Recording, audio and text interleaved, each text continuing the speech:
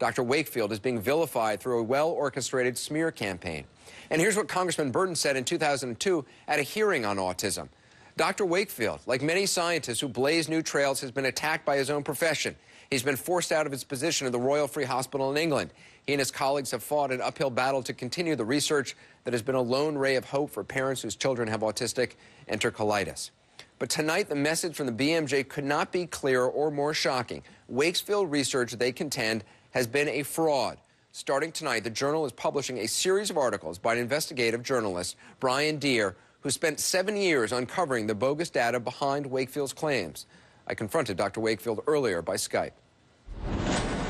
Sir, according to this new report, not only did you do a study that was scientifically and ethically flawed, it was, quote, an elaborate fraud. An award-winning investigative journalist, Brian Deere, has published evidence that you, and I quote, altered numerous facts about patients' medical histories to support your claims of identifying a new syndrome, and that you also, quote, sought to exploit the scare among parents for financial gain. How do you respond? Well, you know, I've had to put up with this man's false allegations for many, many years. I've written a book, and in but this that is book, not just one man. This is published in the British Medical Journal. Yeah, no, and I have not as yet had a chance to read that, but I have read his multiple allegations on many occasions. He is a hitman. He's been brought in to take me down because they are very, very concerned about the adverse reactions to vaccines that are occurring in children. Wait a minute, sir. Let me just stop you right there. You say he's a hitman and he's been brought in by they. Who is they? Who is he a hitman for? This is an independent journalist who's won many awards. Yeah, and he's, you know, who brought this man in? Who is paying this man? I don't know.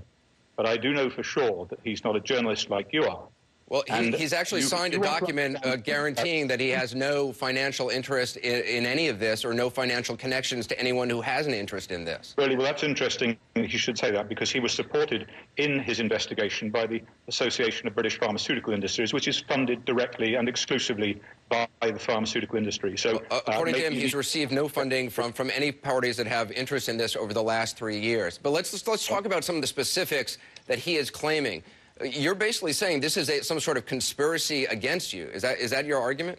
Conspiracy is your word. What this is a ruthless, pragmatic attempt to crush any investigation into valid vaccine safety concerns. Not just my concerns. I'm here at a meeting of experts on vaccines from around the world who are extremely concerned about the safety of vaccines and the damage that they believe and I believe is being done to children. But, sir, there's no proof of that, and your study is a fraud according to this latest investigation, which has taken quite some time. And, sir, let me just continue. It's not just this one journalist who's saying this, who you believe is some sort of a hitman. It's not just pharmaceutical companies or the AMA, and it's not just public health officials from around the world, and it's not just doctors from around the world. It's also other journalists who have looked into your research and found it simply incorrect. Are you saying that they're all in conspiracy against you?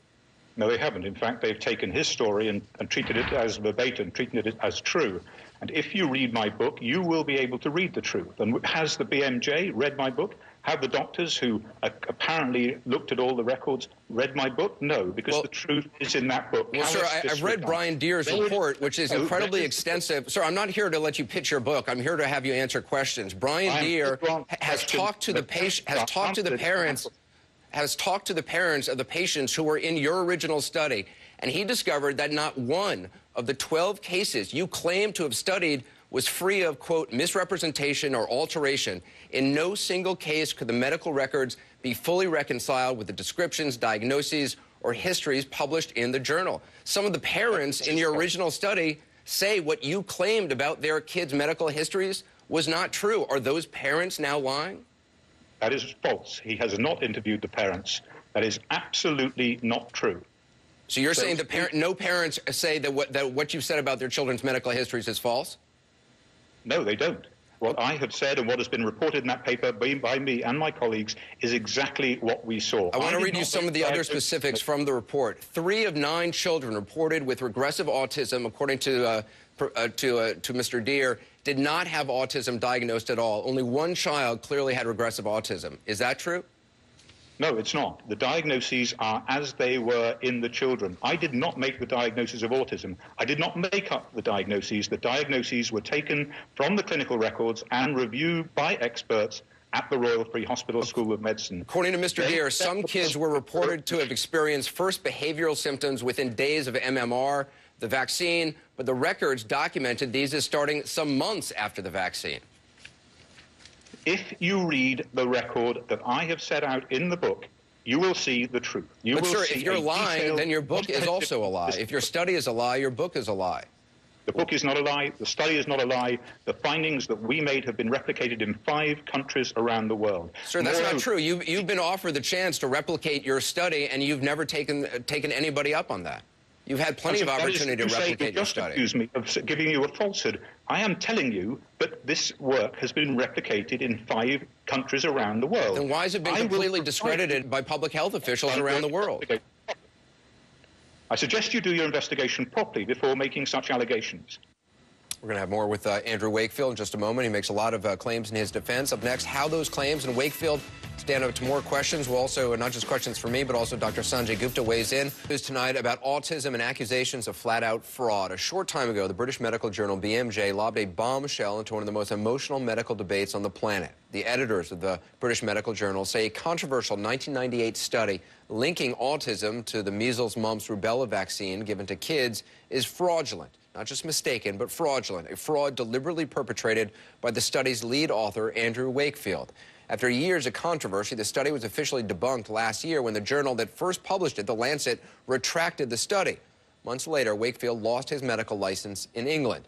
But his followers, including many parents of kids with autism, have stood by him. In my exclusive interview tonight with Wakefield, which I taped just hours ago, he defends his research. In part 2 of the interview, you'll also hear from 360 MD Sanjay Gupta and journalist Seth Mnuchin, whose new book, The Panic Virus, is an exhaustive look at the controversy. First, here's more of Andrew Wakefield. If you read the record that I have set out in the book, you will see the truth. But sir, if you're lying, then your book is also a lie. If your study is a lie, your book is a lie. The book is not a lie. The study is not a lie. The findings that we made have been replicated in 5 countries around the world. Sir, that's not true. You've been offered the chance to replicate your study, and you've never taken anybody up on that. You've had plenty of opportunity to replicate your study. Accuse me of giving you a falsehood. I am telling you that this work has been replicated in 5 countries around the world. Then why has it been completely discredited by public health officials around the world? I suggest you do your investigation properly before making such allegations. Okay? If you look up the name Gonzalez, if you look up the name Balzler and Krigsman, you will see that the work has been replicated independently by other doctors around the world. They fail to mention that in these allegations, and Deere has failed to mention that at any time. Is that honest? Deere also says that patients were recruited through anti-MMR campaigners and that your study was commissioned and funded for planned litigation. You did have a lawsuit against manufacturers of the MMR vaccine, didn't you? I mean, didn't you have a financial conflict of interest? If I could just answer, Anderson, the paper that was published in The Lancet received not 1 cent of funding from lawyers or litigants. Sir, did you not have a financial interest, though? Did you disclose that you were being paid by a law firm? I disclosed in the relevant paper that I was an expert in MMR vaccine litigation, yes. You didn't disclose you were being paid, though, for a possible lawsuit against the vaccine makers, that you were developing a patent for an alternate vaccine. The purpose of this paper was nothing to do with the litigation. These children were seen on the basis of their clinical symptoms for their clinical need, and they were seen by expert clinicians and their disease diagnosed by them, not by me. Sir, you're attacking the motives of journalists, though, and others who oppose you, and yet you yourself have a financial stake in the research that you were doing. No, I didn't. The grant that was given was not given to me. It was given to the medical school to conduct a research program, not to me personally. If your research was not a fraud, if your research was valid, why have 10 of your co-authors all retracted the paper's interpretations back in 2004? Because I'm afraid that the pressure has been put on them to do so. And people get very, very frightened. You're dealing with some very powerful interests here. And I'm afraid the reason that they are concerned, and let me just put this to you very clearly, the reason they are concerned is because a whistleblower came to me and gave me evidence that the British government had indemnified the vaccine manufacturers for the introduction of an MMR vaccine that they knew to be unsafe and which had been withdrawn in Canada at the time. It was withdrawn 4 years later in the UK, and many children were damaged. Sir, you've been stripped of your clinical and academic credentials. You're no longer a doctor. Your medical license has been taken away, correct? That is incorrect. I am still a doctor. You cannot take away my degree. They've taken away my license to practice in the UK. That is irrelevant. This is part of a systematic process to prevent valid vaccine safety research. I'm not going to go away. These children are real. The experts that are here at this meeting know these children are real. They're growing in number. The experts are growing in number, and I'm afraid the manufacturers and the government are very, very frightened about what is happening. Sir, and they should, what's also growing in number is the number of children who have died because they haven't been vaccinated. Do you feel any sense of responsibility for that? I have never said not vaccinate. I have suggested that children have the option of single vaccines, and 6 months after I made that recommendation, the option of single vaccines was withdrawn by the British government in the UK. They are wholly reprehensible in that act. They took away the option from parents of single vaccines. I want to bring in Dr. Sanjay Gupta because I know he has just a few questions for you as well. When you're trying to draw this link, Dr. Wakefield, between vaccines and autism, one of the things that seems to be in question here is the timeline. And I think I have a sense of what you were writing in the Lancet paper, but two of the patients, at least, that we looked at ourselves extensively from this journal, said that one of the children had symptoms that you called autism actually before the vaccine was ever given. And another child did not develop any symptoms until 6 months after the vaccine was given. Why were they included in your study? Did they support your theory? Please understand that the reports of the Vaccine Association came from parents. We were there to study these children and to examine their symptoms. My colleagues investigated them according to clinical need. The purpose of the study was not to look at MMR vaccination. That was irrelevant. Whether the parents cited vaccination was the cause or not, in their opinion. They had bowel disease. They had bowel symptoms. No one had taken those seriously, and that is why they were there. They were not there for litigation, and they were not there because they had made an association or not with MMR vaccine. It just so happened that they had made an association in many cases, and those were faithfully reported, and those have been grossly distorted by Brian Deere. Well, I mean, he clearly states, again, based on interviews with parents, which you say he did not have, but based on what he says, he had these interviews with parents, these children had symptoms ahead of time. But with regard to the bowel disease, there were also tests done of these children's bowels. In certain cases, you said that they had obvious evidence of inflammatory bowel disease, but none of the hospital records on several of those patients, those 12 patients, actually confirm that. How does that work for you? Doctor, you will understand this, so let me make it absolutely clear. What we did was to reevaluate the biopsies because there was disagreement between various people. So an expert pathologist was brought in to review the biopsies blinded. And this is in his statement to the GMC. He made the diagnosis, not me. And he, the professor of pathology, reviewed the biopsies without knowing whom they came from.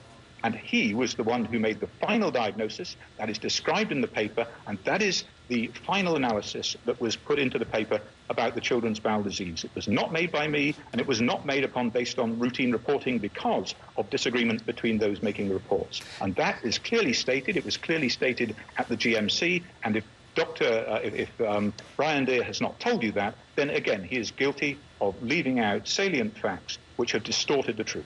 Yeah, Dr. Wakefield, I mean, I just want to ask one more thing. I mean, since 1998, you've obviously been dealing with this, but these charges that are a big deal in the world of science, that you paid patients, that you did not randomize them, meaning you selected patients that you thought would be better for your study, and now the most damning evidence of all, that perhaps these numbers, the dates were all fabricated to sort of make a case.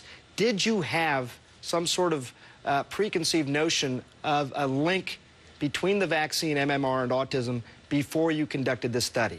Absolutely not. Dr. Gupta, please, I urge you, go and read my book. I'll send you a copy. I'm not trying to promote my book. I'm not trying to make money. Take the book and read it and understand the truth. You will understand it. Many people don't. The parents understand it. They get it because they've lived it, okay? And the claims to whether the vaccine caused their children harm or not came from the parents, not me. I didn't have a preconceived notion about this at all. I hadn't heard of autism since medical school. And this was a clinical examination of children on the merits of their clinical problems by the best people in the world, best clinical experts in pediatric gastroenterology in the world. And they came to the diagnosis, not me. Well, and if Brian Deere thinks that he can pit his own expertise against some of the best people in the world, well, good luck to him. But please, I urge you, and I urge your readers and your viewers to read the book, because then you will understand the truth and how it has been distorted in this way. Andrew Wakefield, I appreciate you being on the program. Thank you very much.